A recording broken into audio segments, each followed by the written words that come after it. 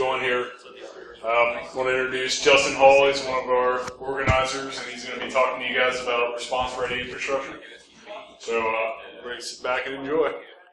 Hi. Hi, Justin. Hi, everybody. Hello. Everybody hear me all right? Good? Recording good? All's well? Awesome. Thank you so much for coming to BSides. We're very happy to have you. Hopefully, y'all are enjoying the day and the venue and this wonderful Cincinnati weather and yada, yada, yada. Yeah, it's been really exciting so far, and I've been excited to kind of give this talk for a little bit. I work for CBTS, Cincinnati Bell. I've been there for a while, been a consultant for companies large and small, did a few years at GE with some of this crew. If you care about SANS certs, I've got some SANS certs. I've done some SANS teaching. I might reference some SANS stuff a little bit here and there in this talk, so that might do something for you, might not. We'll see. I'm going to tell you a story. In 2013, we had a guy come join CBTS as a vice president and start a new security team. And when he did, I went to go work for him. And the first thing he told me was, Justin, I want you to build me a network from scratch. And I hadn't been a sysadmin or a network admin since, like the early 2000s. And technology had changed quite a bit since then. I was like, all right, cool. What do you do? And everything's all virtual, and I didn't know anything about any of it. It was wonderful. There was like new Cisco switches that I'm like, what does this thing do? I'm used to this old Catalyst, like this ancient. I was way out of my league. What he told me was, I want you to build me a network like the classified network I had at my old company, so that we can store all of the intellectual property and the code that we create and all the products. And also, I want my guys to work in it. Like, you want your people to work in a classified network. Do you know what a classified network looks like, how it operates, how it's restricted? Yeah, well, find a way for them to work in it.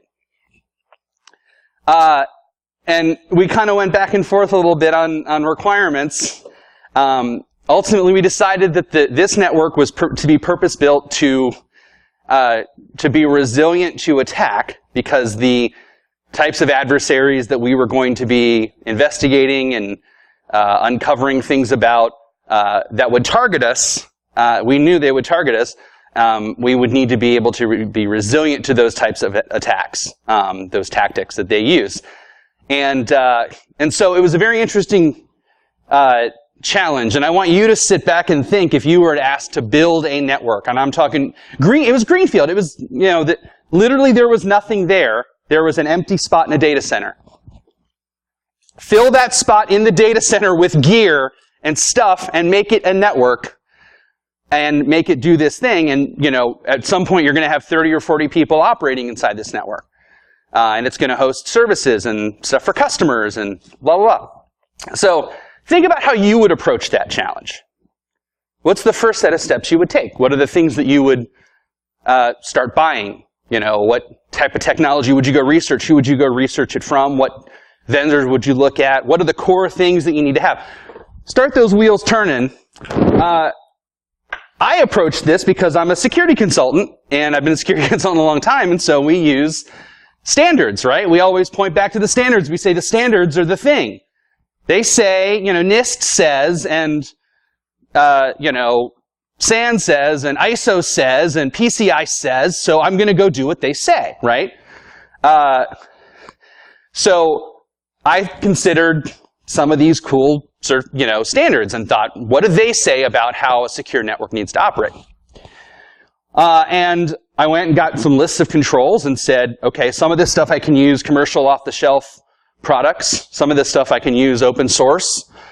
Some of it I have to use a mix, or I have to get some guys to build some stuff, some of the devs that we had.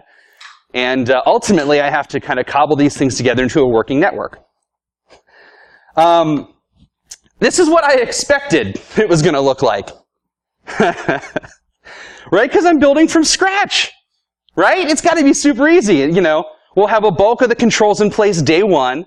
Users move in and start using it. And then the few kind of obscure things like app whitelisting or red team pen testing and SSL decryption and wireless IDS, all the like super fringe tools. We'll get those in like 6 months. It'll be gravy, right? LOL. What actually happened? Day one, we had a bunch of really strong security controls like backups. Yeah, we went extreme. That's the control everybody has, right? Like, that's the one thing you can pull up and say, here's a security control I've always had, backups, when you talk to customers. It's great. We had two-factor. We had heavy network segmentation. We had some good perimeter defenses. We had malware defenses. We had a vulnerability scanning and management program. You can bake a lot of that stuff in pretty easily. And then if you ask anybody that worked in that network, you'll know that day one, all of that my precious segmentation that kept these users from those users and all of them from being able to talk to the core servers and get out to the internet, everybody came over to my cube on day one. Hey, I can't get to the dev's GitHub server. Why do you need to get to that? Well, because that's where all this stuff is, and I needed it for my code. All right, open up firewall hole. Hey, I can't get to virus total from my sandboxing lab. Yeah, okay, all right. And it went on and on like that to the point where I'm like, how did this firewall exception list get to be 300 lines long? I just got really loud, too. The voice of, yeah. So, yeah, it ended up being, I had a few things in place, but it was going to take really long to managing the network and actually build the new tools in and kind of catch up to where I should be. And then there's a whole bunch of other stuff that we're just going to have to get you that down the road. We don't have time or resources or whatever. The other interesting thing about this is, again, I'm a security consultant. Most of what I do is vulnerability assessment and pen testing. And so as I'm building this thing, I'm realizing that I'm thinking kind of constantly about the ways that an attacker would circumvent these controls that I put in place. I put in two-factor authentication, and I think, how would the attacker get past this? Or, I have my network segmentation, but if they wanted to get from this VLAN to that VLAN, what's open? What could they write across? I start thinking about what's useful here and what's not. And ultimately, I kind of had to choose focuses. I had to pick and choose, what am I going to focus my time on? What do I need to decide? How do I decide what's useful or not?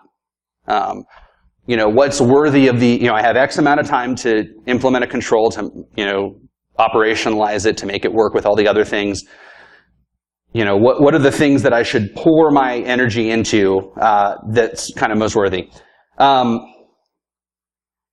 We're probably all, we've heard it 7 or 8 times a day probably, under we're all in agreement that proactive defenses don't always work. Harlan stood up here earlier and said, prevention fails. Prevention doesn't work. I don't agree with that 100% because I think there are some things prevention can stop, and fewer attacks are better, or worse, fewer attacks are better than more attacks.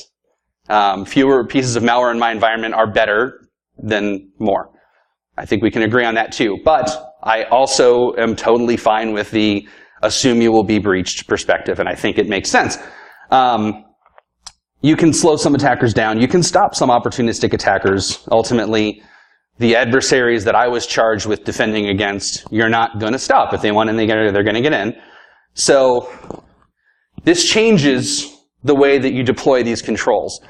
And you stop designing your network around preventing attacks, and you start designing it around visibility and monitoring and rapid detection turning into rapid response. And so, again, ultimately where we are all, the end goal, and as I talk about this to my customers, we can all agree on the end goal, even if the means and the tools that we use and the attitudes we carry into it from our experiences change. The one thing we can agree with is we don't want to be there. Universal truth. Nobody wants this. And so, again, I'm going to ask you to stop and think and ask yourself, are you ready? Would you consider yourself prepared to deal with that? Or to to avoid that. Statistically, very few organizations are. Say what you will about Ponemon, their study has some interesting stuff in it, and I loved the statistic. It actually kind of made me feel a little good. Because 62, I think that number is a little soft. I think it's probably closer to 70, maybe even getting to 80, but I don't know. It's not 100. Like, there are a lot of organizations that feel confident in their ability to detect and to respond to an intrusion.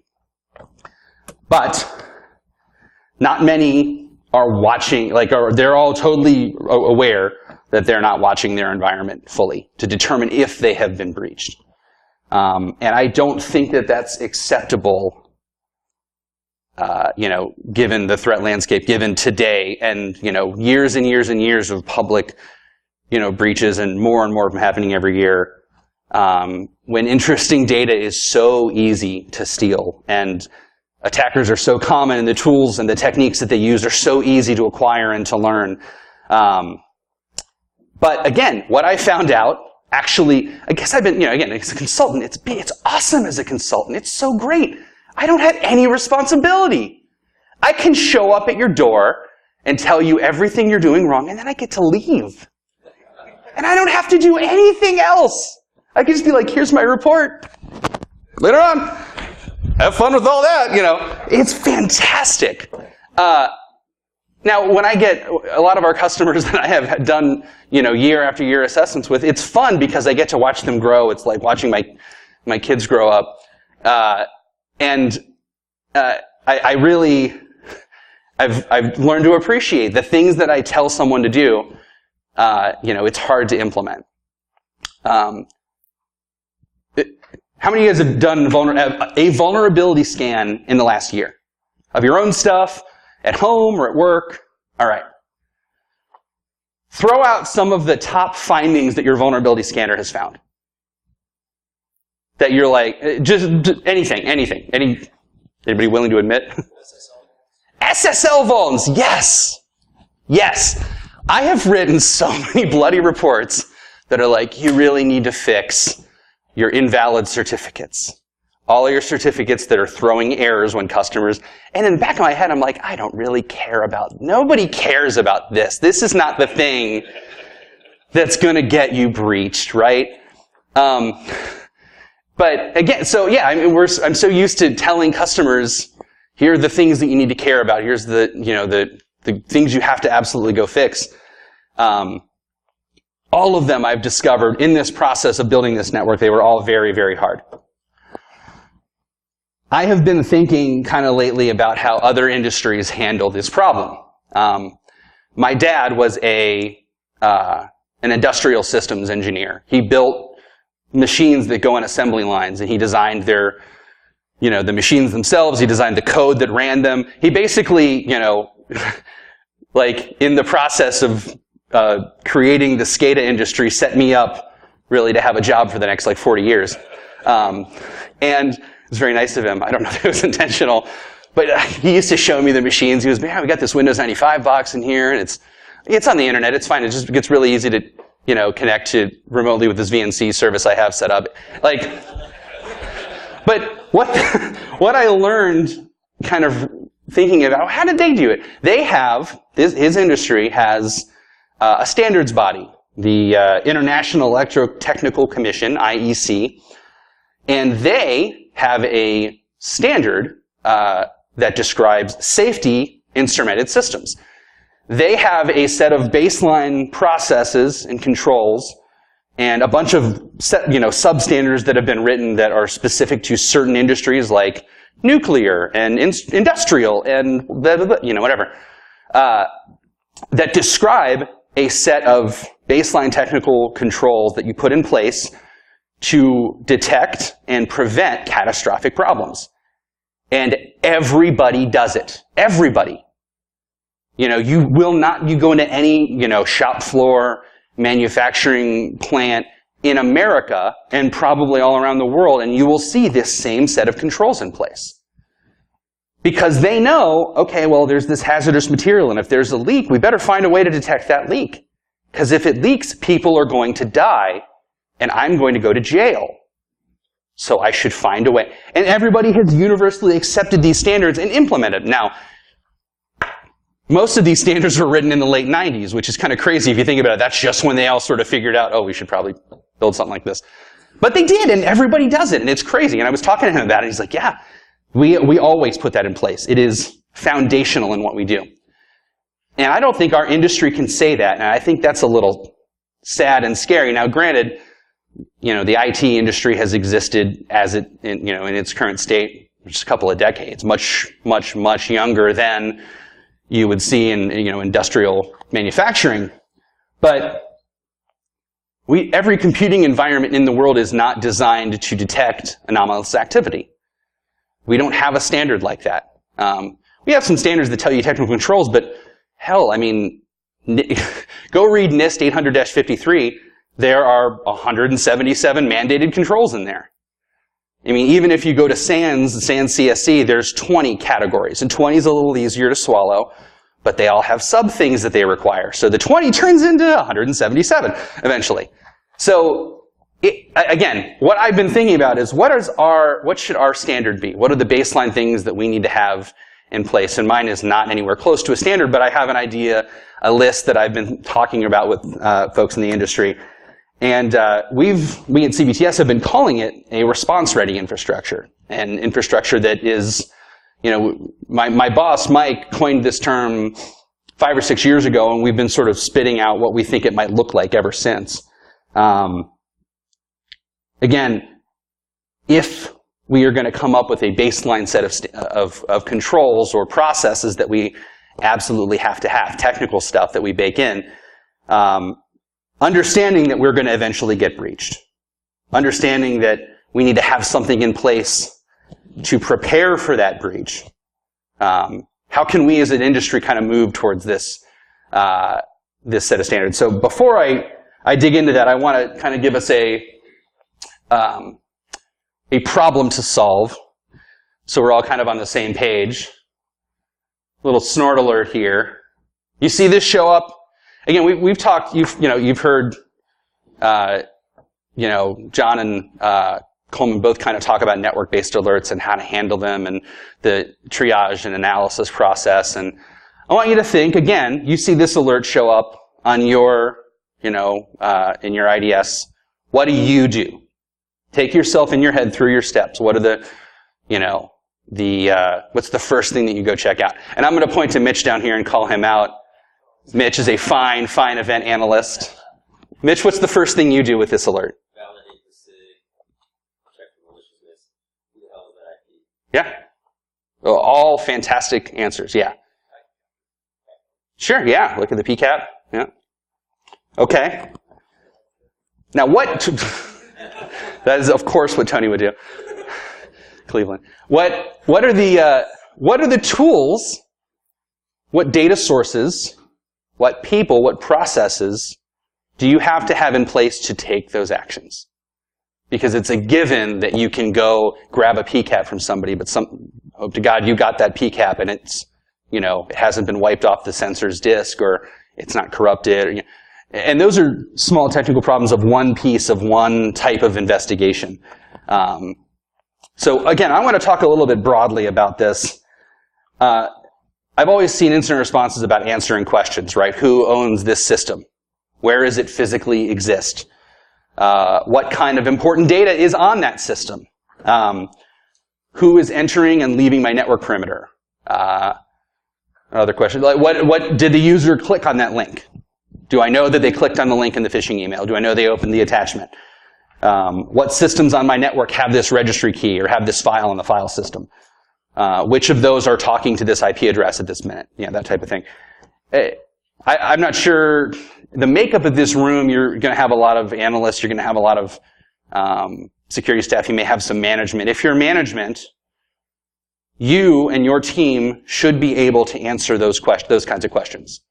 And if you aren't sure if you can, I think that's a problem.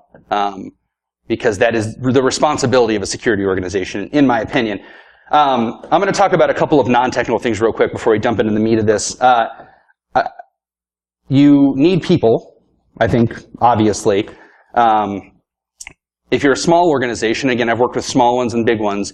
If you're a small one, you probably don't have dedicated security staff. And all of us up here talk like everybody has 20 people on their team. And if they don't, they're stupid. That just isn't realistic in a lot of cases. You're a 100-man shop, and CBTS deals with, because we're very regional, we deal with a lot of small 100-man shops. They're all like, we have an IT guy. We don't have a security guy. Okay, well, your sysadmin's your IT guy, and they're actually pretty qualified for that in a couple of ways. You ultimately need a handful, and I've done some talks on this in the past, and those talks are up on my website. You need these roles at a baseline minimum to do incident response, in my opinion. You need your somebody that's in charge of the investigation. You need your incident handler.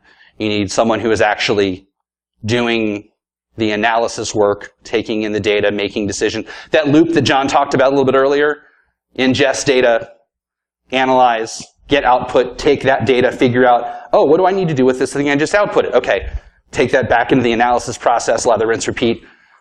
That's the job of the analyst, and a lot of making, the oversight of that is the handler. And then you have to have decision makers in the organization that take what the handler tells you and does something with it. Does that make sense? Good? Okay. Again, incident response processes are very good. You should have one. You should have something written down at a minimum that tells you who gets to declare an incident, under what conditions, who calls the shots until someone says, okay, we are done.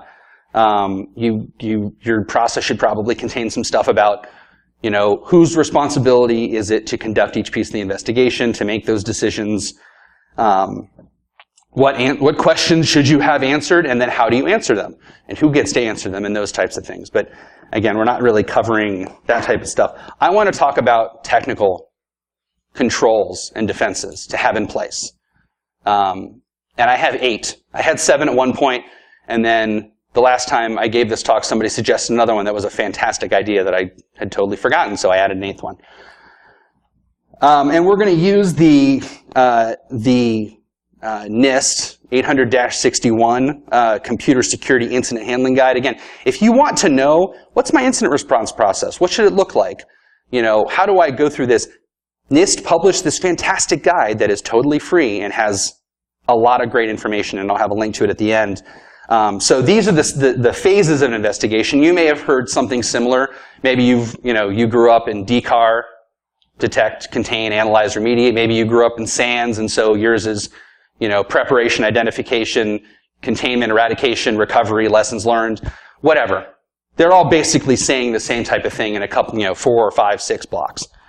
So we'll start out looking at these couple of phases: preparation and detection analysis. Obviously, you need logs. Harlan earlier was kind of talking about everybody, the first thing is you're going to get asked for, you're walking, when your incident handler walks in the door, or your managed security service walks in the door, and you've said, we have an intrusion, and you say, okay, show me the logs. And his story about, we're gathering workstation logs, but it's one event ID, made me chuckle and broke my heart at the same time, and I kind of went back in the booth and cried on the soundboard for a little bit. Oh, it's so, that type of thing, again, I think, how many folks, be bold and raise your hand, you feel like your organization is doing the right amount of logging? Yeah, there are people in here that work for very large, very, very, successful security organizations that have some of the best talent and staff in the world, and they did not raise their hands. And that's because most of us don't know what we are logging, why we're logging what we are logging, what we're missing, and it's just really hard to catch up, I think. But again, that's got to be a big focus, I think. What do you log? How many? Again, as a consultant that works a lot with customers that do not have big, expensive, formal security programs, I get asked, what do you log? What logs should we collect? Here is my answer. Anything with a host in it. Any log that contains any information about a host on your network. Host name, IP address, whatever. Log it. I don't care where it's from. I don't care if it's, the secretary's workstation just requested something, an IP address via DHCP. Log it. Or this internal display system has requests the same host name via DNS 5,000 times a minute. Log it. Maybe do some aggregation or something there, but log it. Anything with a user, and this is not just hosting in your network. You know, my machine goes out, hits a proxy server, and requests a URL from the internet. That URL is a host. Log it. Anything with a user account. Your user account, a customer's user account, outside user's user account. If it contains a user account, log it. Under any circumstances. Anything involving a critical process. If, you know, here's my box that's running my sort of key application, my web server that drives all my business. I want to know everything that happens to that web server process. That, you know, IIS.exe or whatever. Anything that happens to that process, any interaction with it, anytime it stops, starts, memory is injected into it, something happens to the file on the file system, I want to know everything about it. Anything involving sensitive data. If I have credit_cards.xls on my file system, I've seen it. Yeah, I've seen it. I've seen it, people. I've seen passwords.xls. I've seen passwords.txt. If passwords.txt is on, you know, C users, my mom, documents, I audit the crap out of that file. I turn object access auditing on for that file, and I look for it. I look for, you know, passwords.txt passed in plain text in the URL or in SMB or whatever. All of that stuff gets logged because that is what you are going to search for when you are performing your investigation. That is what you pivot off of. You start with a user account, a file name, and a host, and you say, tell me everything about that in the last 24 hours. Oh, this is interesting. Here's another IP address. I need to move off of that and pivot. That's what pivoting is, and that's why you collect that data. All right. You get it all into one place. You make it searchable.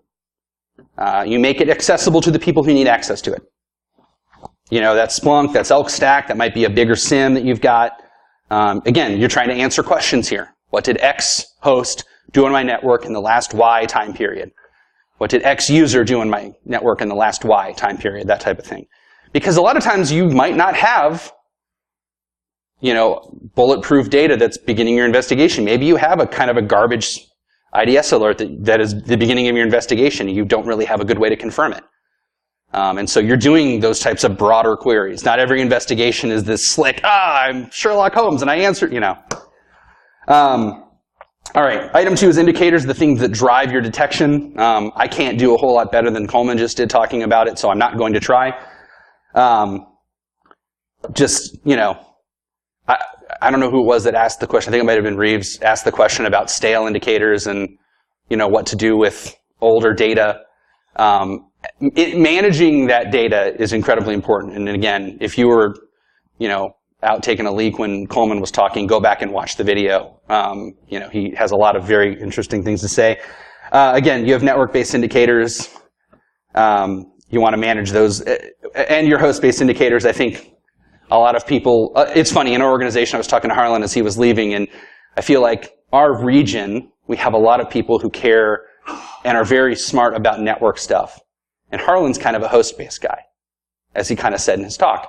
And it made me realize that I think maybe we favor that side. We're all ESG buffs and, you know, NSM buffs, and we love sitting on the network, but there is a lot to be gleaned from the endpoint, but it can be a little scary at times because people don't let us touch the endpoints or put agents on them. And it's hard to go query them, and it's hard to control them. It's really hard to control endpoints. It's hard to control a big group of endpoints. So, we have a guy on our staff that's doing some research around endpoint systems and host-based IDS, and actually Nate's sitting right there. Nate's on our team, and you know, we were talking about a project that he's working on, and talking a little bit about OSSec, the open source host-based IDS, IPS. That is a fantastic tool. That is one that I really regret I haven't spent more time learning and playing with, because the stuff that I could do with that, given time and the knowledge, there's just, yeah. So that, again, if you don't have $1 billion to spend on, a giant endpoint auditing tool, you can go that route. There are open source tools out there. I'd love to talk to you about it more when I have longer than an hour. Asset inventory. How many people have asked the question, who owns that system, and have not been able to get a good answer before? Yeah. A good asset inventory, again, extremely challenging to implement, but super valuable. And I just don't think it gets. I'm working with a Fortune 500 customer right now, and sitting down with their security team and saying, "Tell me about your asset database. Tell me about your asset inventory. What do you use?" Well, we've got 4 or 5 of them. The network team uses this one. The server team uses this one, and the biggest one, actually, that most people use is the one the help desk has. But we don't have access to that, do we? No, we don't. And those are that's totally commonplace. That happens all the time, right? So, again, this is something that's got to be foundational if you're building from the ground up or you're looking for a place to focus. Focus on an asset inventory. Get a good one. You should be able to answer. This is not just IP address or host name or physical location, maybe user that's owner. Collecting great deals of data like, again, this is kind of a pipe dream, but who's the last user that logged onto that system and when did that happen? Imagine being able to grab that out of your asset inventory. How cool would that be? There are commercial and open source tools that can help you with that. So you may use like a CMDB, but you also may just go run port scans of your network every day and collect what hosts are out there and what services do they have open. That's a pretty good list to have. So again, if you have nothing or you don't trust the data that you have, think about how useful that would be in an investigation. You also probably want to know if that system is running code that it should be or shouldn't be. Again, Harlan talked a little bit earlier about app whitelisting, and I think that it's a valuable tool. He asked the question, how do you know, who maintains the list of what's authorized to run and what isn't? I think it's hard, but I think it's a good goal to strive for, to be able to say, this is my list of authorized software. Now, if I have 50,000 people or 100,000 people in my organization, it's going to be a big, complicated list. Does that mean you shouldn't try it? I don't know. That's up to you to decide. Okay. Your analysis tools and analysis environment. What I have found is that you build out sort of ahead of time what you think you're going to use, and then when you begin an investigation, you sort of scramble to collect or install the tools that you realize, oh shoot, I really need those, and I don't have them in place. I remember before, again, my last gig, we were using Macs and using those as an analysis environment. And the first time you would fire up, Wireshark just became a native application in OS 10. But the first time that you fired it up, when it was ran out of X11 and it was a X11 based application, it would take half an hour on a really powerful system to boot up. And so some of our guys would be like, all right, I just got this PCAP. I'm new analyst. I got a new machine here. I'm going to fire up Wireshark and I'm going to look at this PCAP. And Wireshark would just sit there and render a font cache or something like that for half an hour. And you're like, I really need to look at this right now because there's a customer who's waiting to hear from me. And so the point is, you have your tools assembled ahead of time. You've tested them. You've made sure they work. You have this, and maybe, again, small shop, maybe your tools are on a laptop. If you're a big shop, and you've heard some people kind of talk today about these sort of large, complex, automated apparatuses I don't know what that word, that can take in vast amounts of data and process it automatically and spit out small pieces of data that are super actionable. Whichever one of those you have in place, again, you want to make sure that you have operational tools and they work as expected ahead of time. So you want that stuff prepared long before you need it. And that you have you're at the right places with your stuff, with your detection capability. You have your host-based stuff on the right hosts. You have your network-based stuff on the right pipe. And one of my favorite stories about this is when we were, I was working for a customer years back, and we were deploying network detection technologies at every site. And this was a customer that had a whole lot of sites all around the world. So many so that many of the cities had overlapping names. And so I was charged with delivering and deploying a network detection solution to a site in Melbourne. I was told Melbourne. Network guy said, send this to Melbourne. The site in Melbourne. Okay, cool. Where is that? All right, so I start digging around and, company intranet, try to find an address, and I find Melbourne, Australia. Okay, yeah, that's Melbourne. They call it Melbourne or something like that down there, something weird. Cool, that's where we're going to send it. So I got the address. I shipped the device down there. It was super expensive to ship a box to Melbourne, but whatever, I did it. It gets down there. And I get a call like a day or two later from like the doc manager. What do I do with this thing? Oh, here, give it to your local IT guy, and I've got some instructions for him or whatever. Local IT calls me like a few hours later. What do I do with this now? Where do I put this?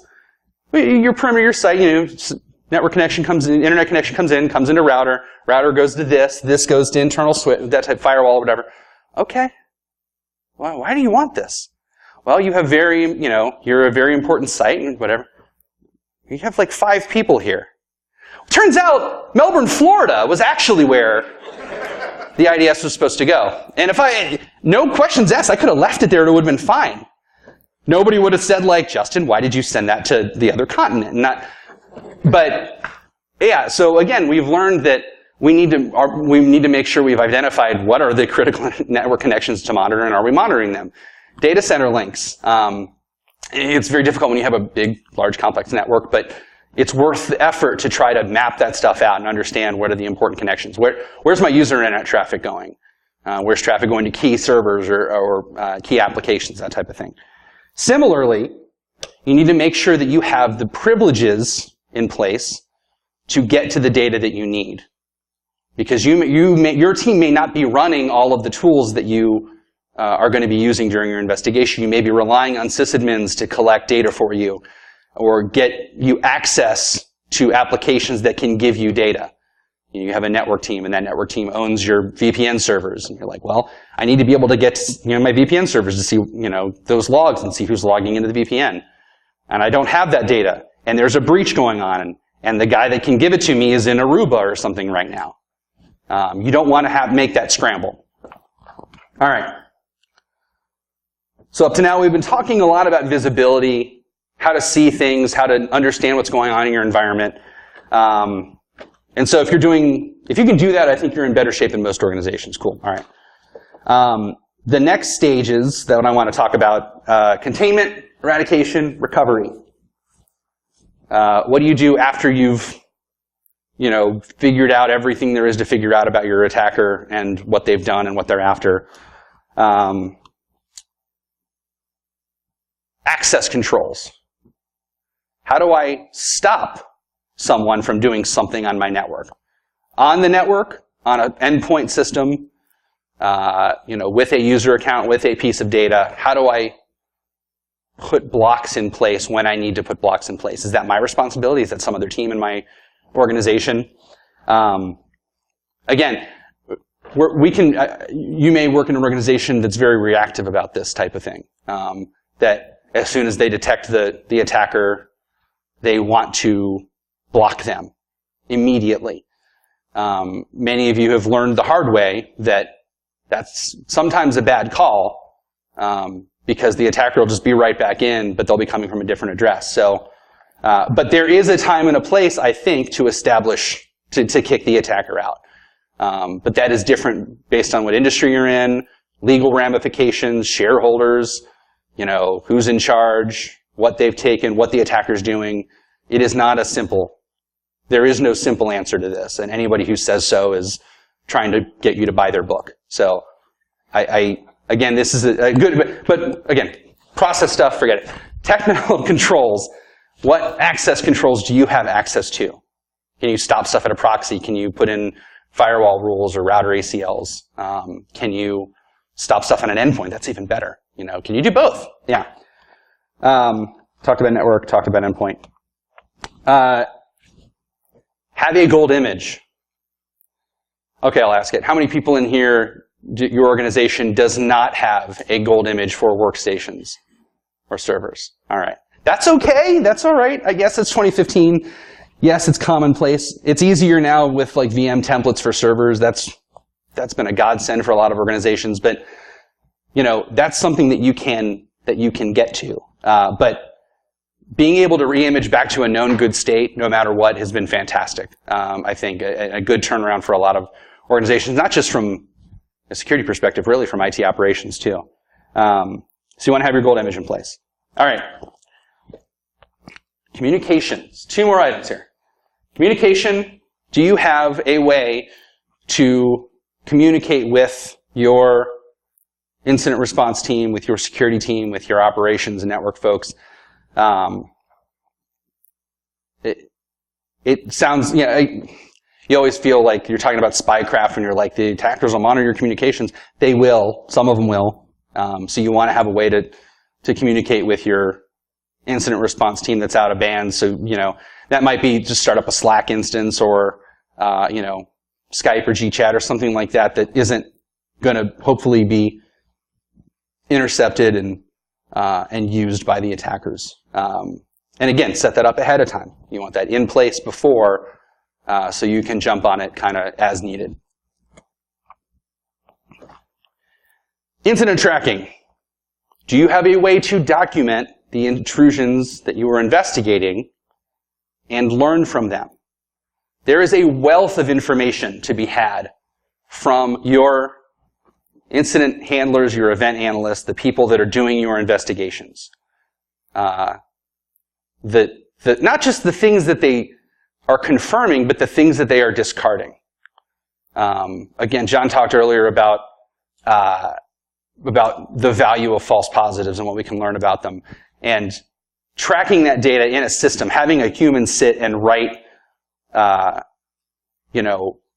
steps of their investigation, the processes they took, is valuable not just from a technical perspective, but really for your organization to learn where are inefficiencies. If I've seen that, it's really hard to get this certain piece of data out of this team or this, process or application, maybe someone can look at that stuff later and try to improve that. You have to make sure that your investigators are documenting properly and filling in all of the right information, and being thorough in their write-ups. And I'm gonna pick on Mitch again a little bit here.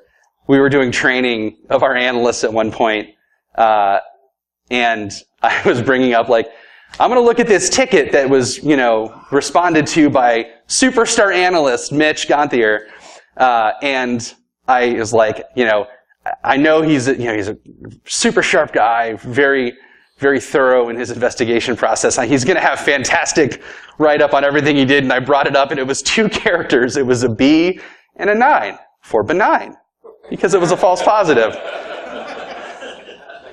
And I was so proud that day. So you want to make sure that you have thorough write-ups. Mitch has done fantastic thorough write-ups for everything else he's ever done, I promise. And I bring this up because I wrote a white paper recently on incident tracking after I realized that after I tried to implement a couple of incident tracking systems and help design one, I realized I don't know as much as I should about this very crucial part of the incident response process. So I went and did some research and wrote this paper, and so I've got some stuff in there. Ultimately, what it says, TLDR, is that there are a lot of tools that you can use for incident tracking, and it doesn't have to be, one, there are very few, if any, there's really only 1 or 2 that I found, commercial tools that actually do this, that are purpose-built for it. Everybody else is cooking it up with RT, RTIR, or with some kind of issue tracking or bug tracking system, or with a wiki, or with their own help desk software. And ultimately, if it serves the purpose, great. It'd be nice to have a custom designed one that is only for incident response, but if you don't have that and you have something else, use what you have. The point is you want to document the details of the investigation. You want to make fields easily searchable. You want tags. You want to be able to trace the path of an investigation through your team and see where your inefficiencies are. You want to see who are your superstar analysts, who are the ones that are just, moving quickly through things that are useless and paying tons of attention to things that are useful. Who is thorough in their analysis, who is doing good research. Anyway, there's some details in that paper if you want to check it out. Test your stuff. If you've been sitting here going, okay, got that, yep, got access controls, yeah, all right, yeah, asset database is not great, but it's pretty good. I think I've got enough. Yeah, we've got logs. Go test it when you get home, please. Just make sure. Just make sure. Even if it's been like a couple of weeks since you looked in the asset inventory or since you tried to log on to your perimeter firewall and see, do I actually have the ability to put a rule in place? Or do I actually have the phone number of the guy who I should call, or did he get fired a couple months ago and I just don't know?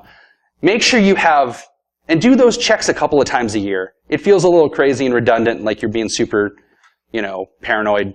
It's worth it. It's worth it to make sure that when someone is breathing down your neck to get answers about an investigation, you have the capability to do what you expect to do.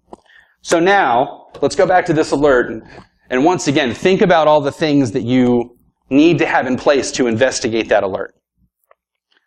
To answer all the questions that you will have about this particular alert, and then figure out, what are you missing? Are there things that I've mentioned that you might be missing? Again, I am a consultant. This was not done on CBTS's dime, but it's something we do is talk to our customers about how to build this stuff out. So I can help you with it, and you can pay me, or I can help you with it. You can not pay me, whatever. If you're interested in talking about it later on, that's fine. Love to. Here are the 3 different controls that I mentioned too, or control sort of standards. I love SANS-CSC. I think it's fantastic. I think it's one of the most useful documents that's been produced in our industry in a really long time. Because it's really easy to come into an event like this, and I love this event, and I love listening to really smart people talk all day about security, and that's what I get to do here. When I go out and consult, what I find is in this room, we are miles and miles ahead of your average customer, your average company. And your average company needs real guidance on how to do security in a way that is meaningful. And one of the things that I found is that SANS-CSC really helps with that. They can say, what do I put in place? Not what do I buy, but what do I put in place in some way, shape, or form? And I can point to this and say, this is a good way to do it. And then, NIST 853, which is an expanded version of that goes into great granular detail about controls. And 800-61, which is the Computer Security Incident Handling Guide, another really good resource. Go read it and then read in bed so when you fall asleep reading it, you can sleep on your pillow. Because it's not riveting reading. But it's good stuff. So, okay, it's 3:50. I got a few minutes for questions if anybody has any. All right. Gravy. Well, thanks for your time. Enjoy the rest of the night.